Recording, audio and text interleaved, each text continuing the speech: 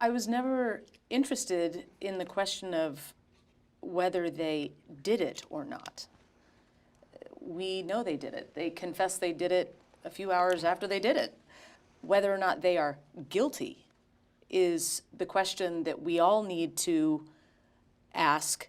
I think that these girls do understand that it's wrong to kill someone. I don't think that's a question in my mind. But I do think that belief, as you talked about when we started talking today, belief is a very powerful motivator.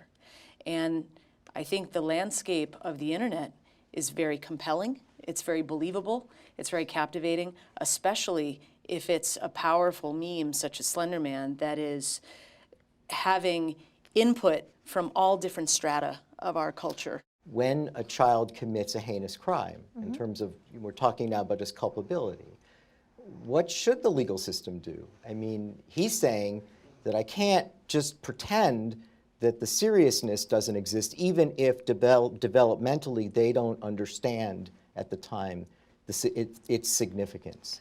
The juvenile justice system was created for exactly this reason, that we believe that adolescents and young people are still a work in progress and that they are not equivalent to adults. So the idea that if you are a child who commits a adult-looking crime, and honestly, if you look at all the facets, there was very little that was adult-like about this. It was a terribly executed crime. But because you did that, now you're an adult. Morgan was 11 years old the night before this crime. There's no question that they're children. There were some very simple questions that very quickly revealed the immaturity. Anissa asked if she was going to go to school that Monday because she had perfect attendance and she didn't want her perfect attendance to be disrupted. And so she also asked if she was going to get her clothes back, I think, too, because she really liked the sweatshirt that she'd gotten some blood on. And what did that make you think that she thought was happening? That she had absolutely no idea what had actually happened. The film, in an interesting way, puts the internet on trial, right?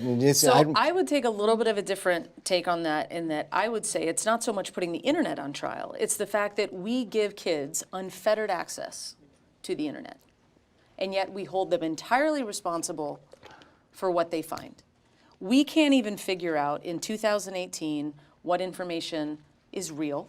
We're calling it these days fake news. We were starting to talk about fake news when this was happening in the beginning. But now it's really starting to come into a big question. How did we elect the president in our highest office? Was it based on bad information? We couldn't tell. We couldn't tell. Smart people could not tell. How can an 11-year-old tell? I wasn't putting the internet on trial. It was more of our framework about how we let kids access the internet, and yet then we slap their hand or put them in jail or put them in prison for the rest of their life potentially for acting upon things they truly believe to be real.